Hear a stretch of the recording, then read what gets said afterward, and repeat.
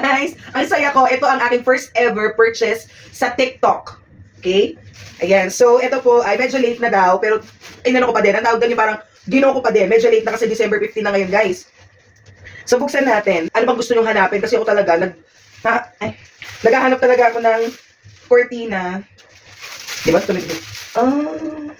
Naghahanap ako ng cortina na pang Christmas.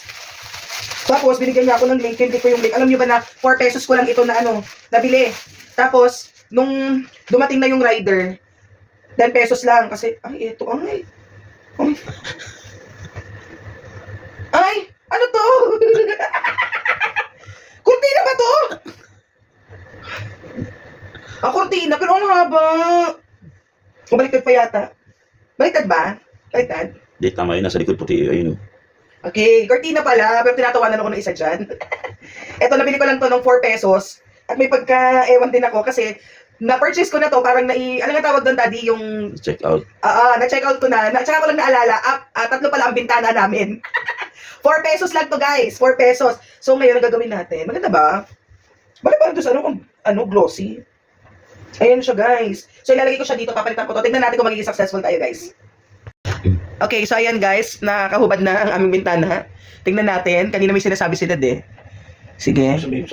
Nandyan. Ayan o. Sana maging successful siya. Sa halaga 4 pesos, ano kaya resulta nito? Ay, bitin. Basta perfect! Ayusin na lang natin. Actually guys, medyo siya. Medyo...